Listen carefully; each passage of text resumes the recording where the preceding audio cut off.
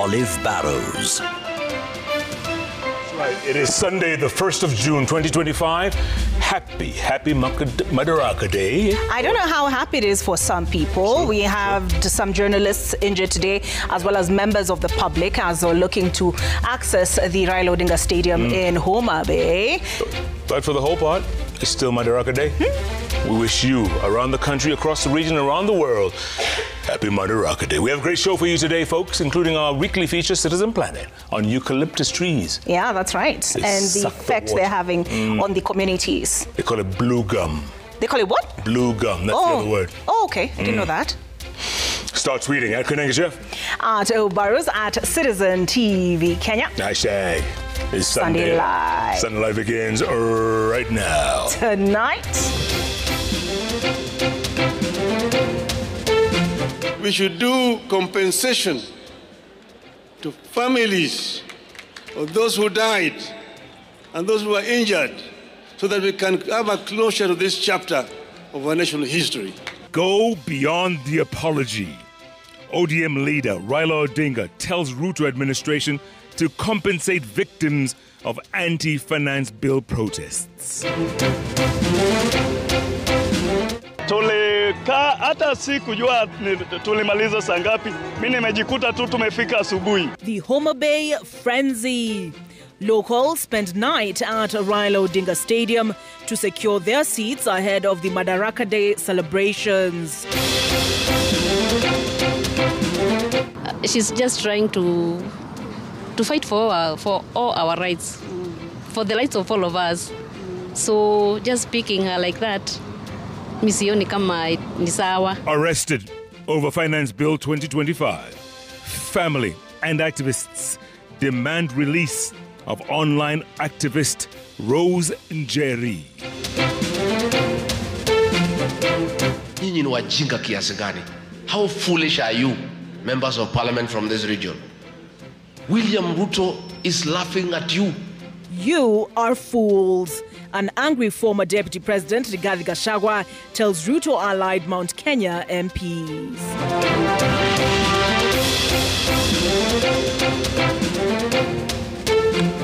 And welcome to the broadcast. Our sign language interpreter tonight is Yulan Zale. Olive?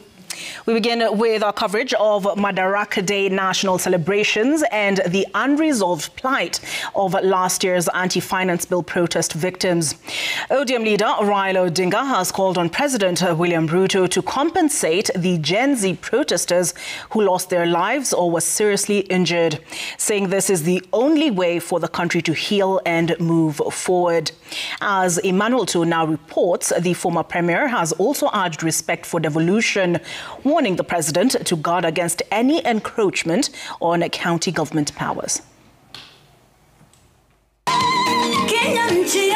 Gripped by a burning conversation, President William Ruto's apology to Gen Z, the youth who paid the ultimate price in the fight against the Finance Bill 2024. ODM leader Raila Odinga struck a familiar chord, echoing civil society groups that trashed the president's apology, saying a mere sorry wasn't enough to heal deep national wounds. Speaking during Madaraka Day celebrations in Homa Bay County on Sunday, the former premier, now a close ally of the head of state, urged his political partner to match words with action. He called for immediate compensation for the victims' families, saying only then can the country turn the page and begin to move forward. But then there's the issue of people who are injured. Some people who died during that time. I want today to say that we should do compensation to families of those who died and those who were injured, so that we can have a closure to this chapter of our national history. The former premier revisiting the apology by the president during last week's national prayer breakfast, cautioning against treating the deep scars left by the protest as a casual matter. I saw that during the prayer breakfast recently this week, there was apologies that were being made, the speaker and yourself, which is wonderful. The former Prime Minister also sustaining his defense of devolution, firing a warning shot against the national government for taking up roles meant for the counties. But Your Excellency, I want to plead with you, do not resurrect provincial administration. Provincial administration is a relic of colonialism that has no place today in a free and independent Kenya. Hivi sasa ni polisi wa kupambana na wezi wa mifugo. This was the first national holiday presided over by President William Ruto that the ODM chief has attended after he closed ranks with the head of state in a process that birthed the broad-based government. In just about 4 days since his apology to the Gen Zs, which came under sharp focus for its sincerity or lack of it, President William Ruto has yet again been confronted with a call to have him extend the apology further, with the president now giving it a wide berth. Emmanuel Toa, Citizen TV from the Raila Odinga Stadium, Homa Bay County. At the same time, President William Ruto says his government has proposed to introduce loans on the affordable housing program to reduce the strain by eligible members. Speaking during the Madaraka Day celebrations, President Ruto also announced changes in contributions to the Social Health Authority to incorporate slow payment. Let's get more. My very own Stephen Leto. Karibu! Mheshimiwa Rais. President William Ruto made his case before thousands of attendees.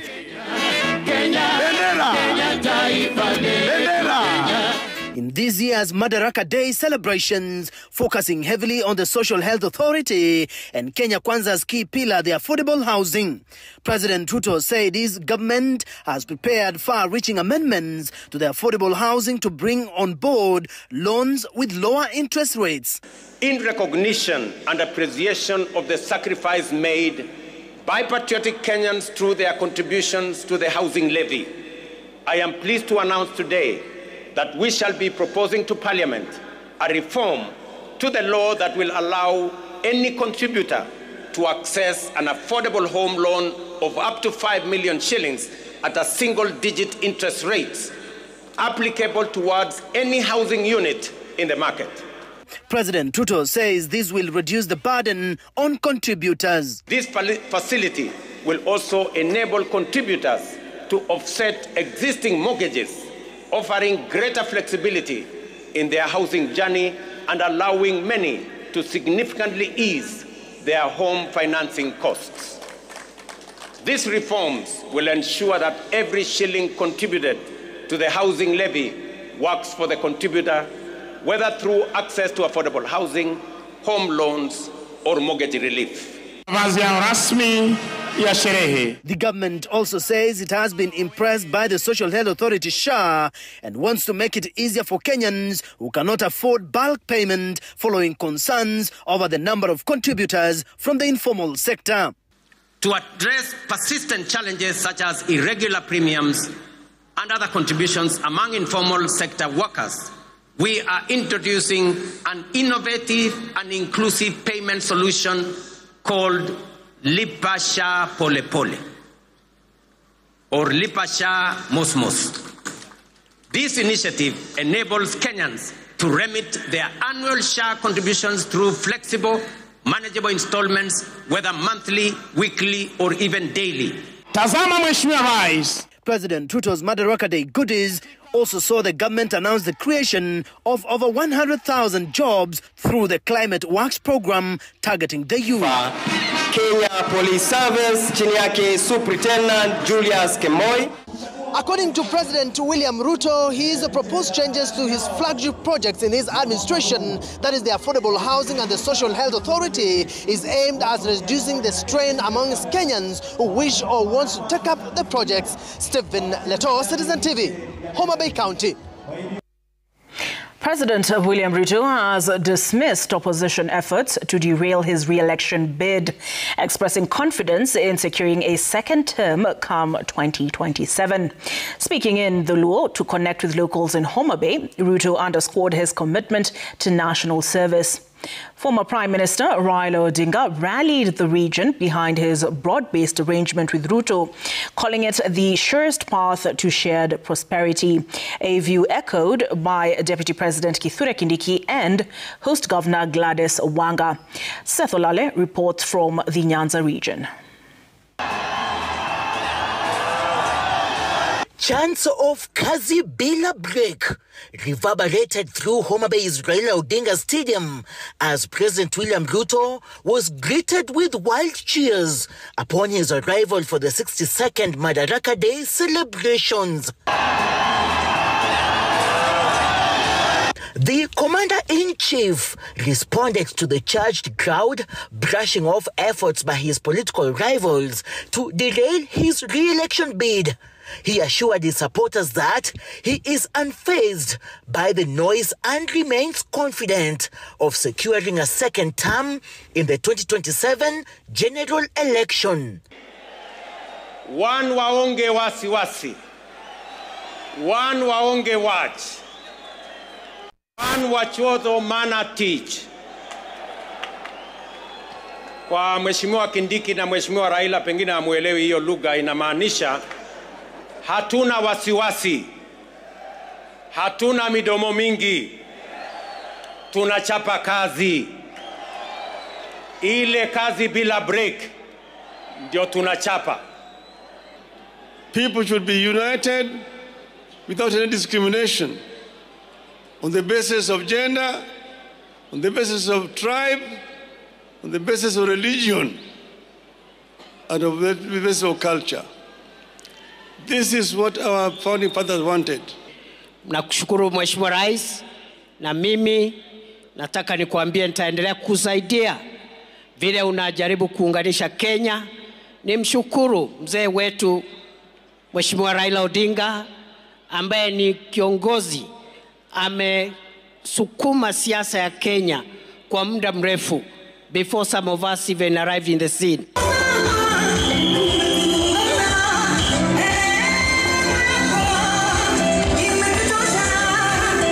Attributing Homa Bay's development progress to the cordial working relationship between President William Ruto and Raila Odinga, Governor Gladys Wanga urged residents to rally behind the broad-based government. We are constructing a 5-story accident and emergency block in our Homa Bay Teaching and Referral Level 5 hospital, which will serve as our referral hub, our commitment to a healthier and wealthier county. Residents of Homa Bay County hope that the development projects will be sustained and maintained as a result of a seamless political relationship between the county government and the national government. Seth Olale, Citizen TV, Raila Odinga Stadium, Homa Bay County. Now, the Raila Odinga Stadium in Homa Bay County was packed to capacity as thousands of residents trooped for the Madaraka Day celebrations. Security agencies had a hard time controlling the crowd that filled the stadium the night before the actual celebrations. Laura Otieno now reports on the Madaraka frenzy that had Kenyans spending the night on the terraces awaiting the national celebrations. By 10 p.m. on Saturday, the terraces at the Raila Odinga Stadium in Homa Bay town were full to the brim. By 9 a.m. Sunday, it was survival for the fittest.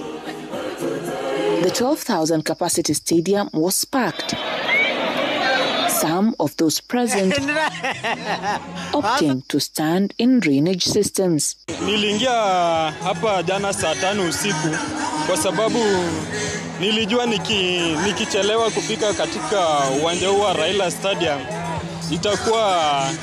nitakosa nafasi kwa sababu ya umati wa watu. Tulikuwa hapa na drama na kadhalika, yani full entertainment. Tulikaa hata sikujua tulimaliza saa ngapi. Mimi nimejikuta tu tumefika asubuhi. Tangu hiyo jana hadi wakati huu ni raha tu, hata sisikii njaa hata kidogo. Homa Bay County hosted its inaugural national celebration since independence. experience people said was worth the sweat. Nilikuja hapa kuona President Mr. William Ruto. Alifanya kazi mkubwa sana. Tumeshukuru tena, tumeasanti. Mimi nimefika hapa jana saa 12 nikitarajia kuona mazungumzo yenye rais atatupea. Hadi sasa nimependelea kwa sababu naona tangu hii broad-based government ikue maendeleo inafika kwa account kwa usiri kabisa. With crowds swelling outside the stadium, security allowed more people to get in after the military and entertainment teams left the field. After nearly 9 hours of waiting for the conclusion of the Madaraka Day celebrations, residents of Homa Bay County are now hoping that both levels of government will execute the promised projects that will ensure economic empowerment. Laura Otieno, Citizen TV. 4 accredited journalists were injured while attempting to access the Raila Odinga Stadium in Homa Bay to cover the Madaraka Day celebrations. Citizen TV cameraman Ephantus Maina, NTV producer Mabel Cheng, TV 47 journalist Elizabeth Mutuku, and cameraman Francis Kakai were hurt following police harassment that triggered a stampede, injuring several members of the public as well. The Media Council of Kenya has condemned the attack, describing it as a blatant violation of press freedom and economic sabotage. Marianne Nyambura has more. The Kenya Red Cross teams are administering first aid to the injured journalists at the scene. Citizen TV cameraman Ephantus Maina, NTV producer Mabel Achieng, TV 47 journalist Elizabeth Mutuku and cameraman Francis Kakai were among media personnel injured while attempting to access the Raila Odinga Stadium in Homa Bay at around 5 a.m. The 4, part of teams deployed to cover the 62nd Madaraka Day celebrations, were caught up in a chaotic scene at the security checks as crowds of journalists and residents queued for clearance. They followed with the vijiti, hizo vijiti na fimbo. So ndio ilinigonga mkono, ikapata a fracture as per the doctor's word. Ndio nimeenda pale nikafanywa first aid, then nikapewa painkillers, nikatulia, but ameadvise niende nifanye x-ray. At some point, I think the locals kama kasiri wakaanza kufanya wakaanza kuingia sasa kwa nguvu, and that's when now we saw reinforcement coming out from the stadium. Walikuwa na marungu started beating all of us up and pushing us back, and that's why the women were being beaten. The women journalists were being beaten. I don't know what they didn't care who was who. Kuna kitu unapigwa na marungu unakuja. That's why now there's a kind of like a stampede. In the commotion, laptops and phones belonging to the journalists and members of the public trying to access the stadium were reportedly stolen. Today's events are the latest in a trend of journalists facing harassment while trying to cover state events despite complying with the stipulated accreditation requirements. Especially the Media Council, please protect us because nyinyi ndio body yetu. You protect us because covering event, sisi hatuna any other interest. Our main agenda here ni kuambia wananchi chenye kina happen Homa Bay. Hatuna any other interest. Media Council of Kenya CEO David Omoyo condemned the attack on journalists, stating, quote, "The 4 were reportedly assaulted by security officers at the entrance, despite displaying valid media identification badges," end of quote. According to Omoyo, these incidents highlight a concerning trend of deliberate targeting of media professionals, undermining their vital role, end of quote. On Saturday, KTN journalists Rashid Idi and Okumu Madocha were barred from covering a Kenya-Slovenia media briefing, where President William Ruto and the visiting Slovenian president held a joint press event, an incident which MCK2 condemned. Marianne Nyambura, Citizen TV. Right, in other news, the family of Rose Njeri, an activist and web developer, is calling on the government to release her following her arrest on Friday over allegations that she created an online platform allowing citizens to oppose the Finance Bill 2025. According to the family, Njeri has a right to bail, as it remains unclear what case police have against her. As our very own Ben Kirui reports, attempts by lawyers from the Law Society of Kenya to secure her release have so far been unsuccessful. Take a listen. As web developer and activist Rose Njeri spends her third day in police custody, with lawyers yet to secure her release, human rights activists staged a protest outside Pangani police station on Madaraka Day, accompanied by Njeri's mother and aunt. The group camped at the station demanding her immediate release. The family, visibly distraught, insist that Njeri, a mother of two, has committed no offense warranting her continued detention. Picking her on a Friday and then knowing there's a long weekend, I think that is very unfair. Akona uoga, hajui what to do and what not to do. Hata hajui wakati mwingine hata anakataa kuongea na watu. Hajui the people that she should talk to or the people that she should not talk to. Njeri was arrested on Friday in South B, allegedly for creating an online platform that would allow Kenyans to object to certain clauses in the proposed Finance Bill 2025. Activists have dismissed the allegations as baseless, accusing the government of intimidation and infringement on citizens' rights. They argue that Njeri's only offense was providing civic education to the public regarding the controversial bill. Kila Mkenya akona haki ya kutumia akili yake kusaidia kuchangia katika masala ya kujenga taifa. We've asked the family ambao wameonana na Njeri na wameongea na polisi, wameambiwa she is being held on matters related to cyber crime. Na watu wakiuliza hiyo cyber crime ni nini amefanya ndio mnamshika na cyber crime, wana confirm ni hiyo website ambayo ametengeza. It's oppression of freedom of speech, of the arts. We have Rose Njeri, who is doing what the government is meant to do by facilitating public participation, which is our constitutional duty and right, and by creating a platform where Kenyans can more actively engage, understand this finance bill. Wacheni uoga, sirikali. Earlier in the day, tensions flared when police initially blocked the activist and Njeri's family from visiting her. They were later granted access after a standoff at the station. Her continued detention has triggered widespread condemnation online. Ben Kirui, Citizen TV, Nairobi. Former Deputy President Rigathi Gachagua has called out MPs drawn from central Kenya allied to President William Ruto, accusing them of being used to disrupt his meetings. Gachagua, who spoke at the AIPCA Gatumbi in Lari, Kiambu County, has warned the legislators of blind loyalty, saying it will cost them. And as Kamau Mwangi now reports, Gachagua also criticized President Ruto's apology to the youth, terming it insufficient and calling for talks on compensation for victims. Having been attacked severally and events he has graced disrupted, former Deputy President Rigathi Gachagua now says the attacks are part of a wider plan to retire him from his cause, laying the blame right at the president's doorstep.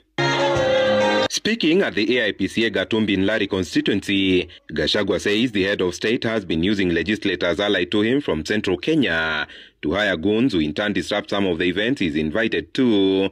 MPs he now views as a region sellouts. How foolish are you, members of parliament from this region? William Ruto is laughing at you. The people from his community, he takes them to the military, to the police, to NYS, to KRA.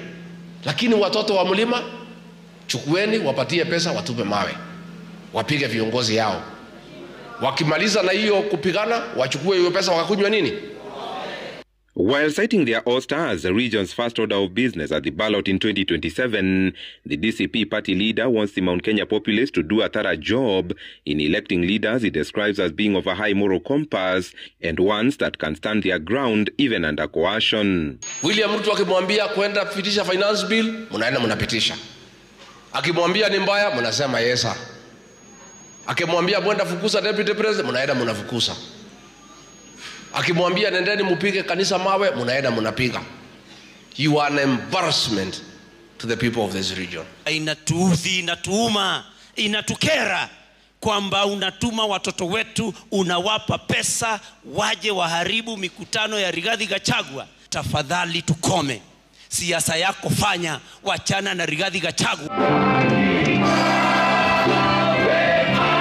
Ruto also coming under fire for his apology to Gen Zs during the National Prayer Breakfast, an apology the Gachagua camp finds as an insult to families that had to bury their children who lost their lives and to those whose children sustained serious injuries as a result of police excesses during the June 2024 demos. Tungetaka rais arudia hiyo msamaha. Aanze na kusema Bile Mwangi, Rex Masai, hii serikali yangu iliwakosea. Tunaomba msamaha. And there is nothing like forgiveness without justice. Tunataka William Ruto, mama ya huyu kijana anaitwa Wairimu na baba yake, and all the others who were abducted and those who were killed, you call them, you give an apology to them, then you discuss compensation with the parents. Kamau Mwangi, Citizen TV. All right, in other news, a 26-year-old South African national has been arrested for allegedly defiling a 17-year-old schoolgirl from Kibra. The girl, who was lured through an online dating platform, went missing on Thursday and was found a day later after her parents filed a missing persons report at the Kibra police station. Now, following her statement, detectives tracked down and arrested the suspect at a luxury hotel in Westlands, where he was also found in possession of 5 Kenyan passports bearing different identities. Let's get more from our very own Odie Francis. It all began with a seemingly innocent conversation at school. A curious, persistent mention from her deskmate about an online dating platform. Intrigued, the 17-year-old eventually gave in and downloaded the app. A decision that would take a dark and dangerous turn. Just minutes after downloading the Tinder app, online matches began flooding in. Among them, a 26-year-old South African man who was operating from a well-known luxury hotel in Westlands.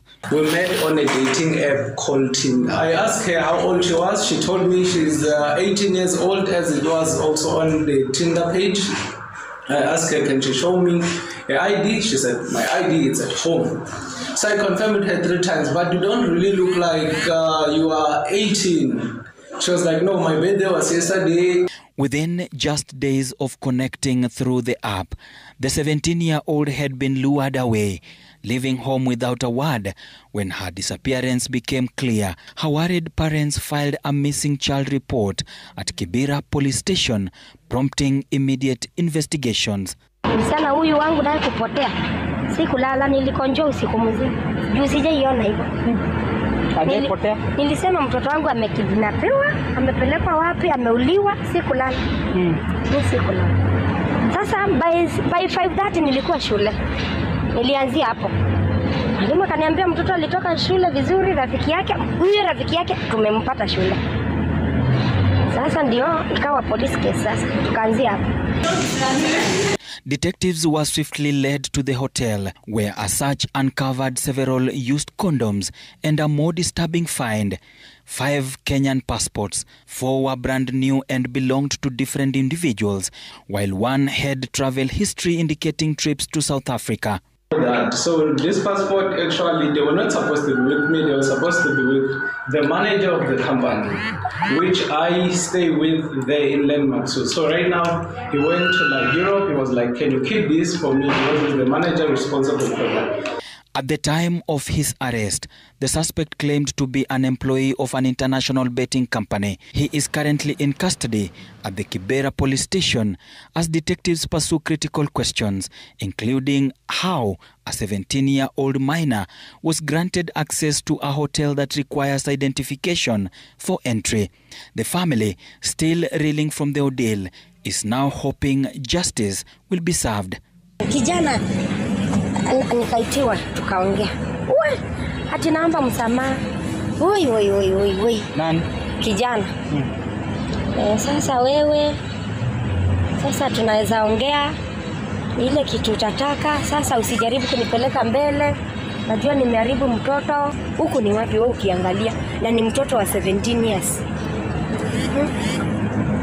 Angechukuliwa hauliwe huku. Mimi ninge acha tu. The foreigner faces, among other charges, defilement.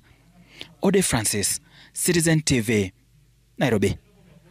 All right, on that note, we're going to take our first break here on Sunday Live, but those pictures from Homa Bay, the crowds, huh? You know, guys were there from the night time. Yeah, Seth Olale posted some videos on his social media. But I think they really need to look at crowd control at some of these events, whether they're the sporting events or national events. Remember, 4 people died in 2023 trying to access the stadium, Mashujaa Day, in Kericho. Shame. Shame. Let's take a break, come back, plenty more ahead. Another trader shot dead in Nakuru. Yeah, worrying. Very worrying. Very worrying. And of course, our weekly feature, Citizen Planet. So keep tweeting at Kunanga Jeff. Arto Barros at Citizen TV Kenya. Hashtag is Sunday Live. Sunday Live takes a break. We'll be back. In the meantime, coming up.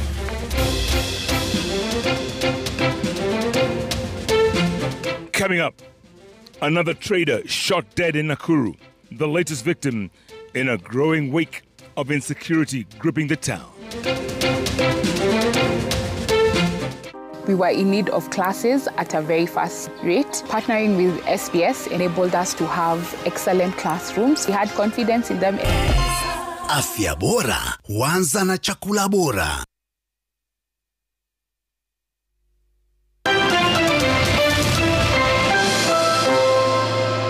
It is exactly 37 minutes past the hour. Welcome back to Sunday Live here at Citizen Television. Olive. Right, we're looking at matters security now, and another trader has been shot dead in Nakuru, the latest in the rising wave of insecurity cases. 24-year-old Elias Mwambili is the 4th victim of shooting in Nakuru within just 2 weeks. He was shot in the abdomen during a robbery at his shop in Upper Hill Estate, Soilo, on Saturday night. Police are yet to make any headway in arresting the 3 armed suspects believed to be behind a series of attacks. Marianne Nyambura reports. Residents of Upper Hill Estate in Soilo gathered in small groups on Sunday morning, the shock still fresh in their eyes.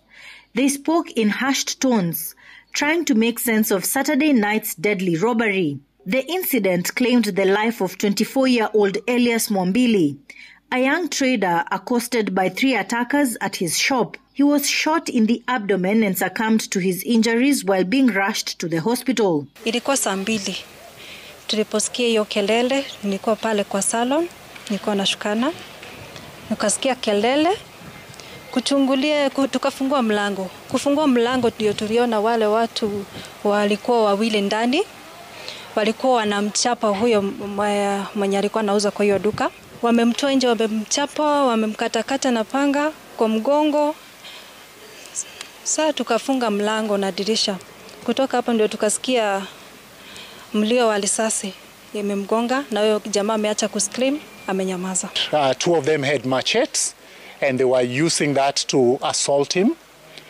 And when they came out, the last person amongst them had a gun. From what we learned, it was an AK-47, and shot the guy. From there, they walked away, and there was already a waiting motorbike about 100 meters or less. Witnesses told Citizen TV that the suspects made away with 200,000 shillings. This robbery, similar to 4 other incidents reported in Pipeline, Ndegendimo, Mwariki and Ngata areas in the past 2 weeks. Residents believe the pattern is too consistent to be a coincidence. But kwa hii nilishuhudia huyo kijana akiuawa na hakuna chenye ningefanya. Juu hata sisi huyo mwenye alikuwa na bunduki alikuwa amesimama pale na mimi nilikuwa pale kwa ile mlango ya salon. Serikali yetu ambao tumempenda, tulimweka watusaidie. Wajaribu walete security pande hii. Waangalie mahali, waweke security. Serikali kae hapa karibu. Angalau ukishuka usiku ukipiga nduru unapata msaada. Nakuru County Commissioner Loyford Kibara says a major crackdown is underway, with patrols set to be intensified in the area. However, police are yet to apprehend the assailants. residents insist that more needs to be done to effectively address the rising insecurity. Miriam Nyambura, Citizen TV. All right, we're going to go back to the Madaraka Day celebrations. And as Kenyans were glued to their screens following the 62nd Madaraka Day events in Homa Bay, similar celebrations were held across all 47 counties. Leaders and citizens alike called for accelerated development and responsible leadership to avoid plunging the country into turmoil.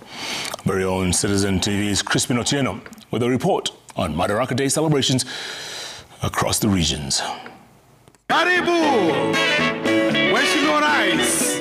While thousands of Kenyans trooped to the lakeside county of Homa Bay for a vibrant commemoration of the 62nd Madaraka Day,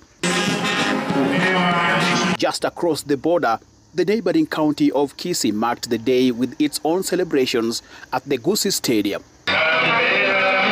A display of patriotism and regional unity. Kisii Governor Simba Arati, who was noticeably absent from the Homa Bay fete, rallied local leaders to stand together in championing the interests of the Gusii region, renewing demands for the national government to honor its promises to the people. Kando na sherehe ambayo Mheshimiwa Rais ako nayo hapa Homa Bay, niko na uhakika Kenya nzima hii ni pili kubwa kufuatia ya Homa Bay. In Narok, Governor Patrick Ole Ntutu, flanked by County Commissioner, focused his Madaraka Day address on rising insecurity and warned those attempting to disrupt the county's political stability. Wakazi wa Narok South, mwe uangalifu kabisa. Watapeli hawa wanazunguka kule. Mpuze mtu akikuja sana anataka namba yako ya simu, namba yako ya kitambulisho. Wakiongozwa na in Tana River County, leaders directly urged former Deputy President Rigathi Gachagua to apologize to Kenyans and cease interfering with the country's stability. Mimi nilifanya kazi miaka 2 ile kwa pale. Ni mtu ambaye ni shares, ni mtu ambaye kwamba ni wa region moja kama yeye ni governor. In Taita, Taveta and Machakos counties, Madaraka Day celebrations prompted area leaders to call for an immediate end to the rising wave of gender-based violence. Shida zimekuwa nyingi na wengine wako na madhara ya kiakili. Tuache kukandamiza wamama nyumbani, tuache kuwapiga wamama, pia sisi tujaribu kuleta amani nyumbani, si ndio? Council of Governors Chairman and Wajir Governor Ahmed Abdullahi, while presiding over today's event, called for an end to the universal healthcare staff stalemate. His appeal echoes that of Makueni County Governor Mutula Kilonzo Jr. But we're saying the funds have to be available. National government has routinely suppressed funds to counties, and some functions are still not funded. In the coastal county of Mombasa, leaders delved on emerging insecurity, especially carjackers, calling for immediate arrest of culprits. Na tutazidi kushughulikia hao. Tumeshika wengi, tumeshika viongozi wao. In Trans Nzoia County, residents staged a walkout as County Commissioner read the President's speech. The celebrations were also held in Nyamira, Kakamega, Migori, Turkana and several other counties. However, Kericho registered one of the lowest turnouts across the country. Well, as Kenya marked the 62nd Madaraka Day in style, they've appealed to the country's top leadership to ensure that they proceed with the development across all regions, irrespective of their political divide, in line with the vision of the country's founding fathers. Crispin Otieno for Citizen TV, Gusii Stadium. At the same time, visiting Slovenian president has called on African nations to unite and speak with one voice. Speaking during the Madaraka Day celebrations, she said the continent will have a stronger voice united. She also praised Kenya's role in peaceful conflict resolution in the region. 80 years ago, the Pan-African Federation was created. The founders of the federation, including Jomo Kenyatta, sent a clear message to the world. 700 million people living under colonial rule and without rights had had enough. They demanded their place under the sun. One by one, the former colonies became sovereign and independent states, but the idea of African unity never faded, least of all in Kenya. What better proof of this vision than the most important project in African history to date, the creation of the African Continental Free Trade Area in 2018. Kenya was among the first countries to ratify the founding treaty.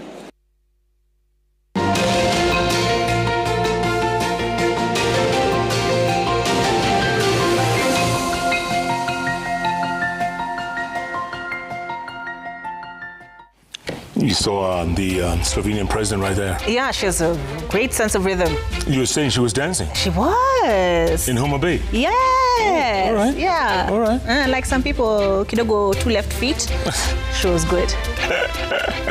Let's take another break here on Sunday Live. Let you know, Citizen Planet is around the corner and plenty more ahead. Sports news as well. So keep tweeting at Koinange Jeff. At Obaras, at Citizen TV Kenya. Hashtag is Sunday Live. Sunday Live takes a break. We'll be back. In the meantime, coming up.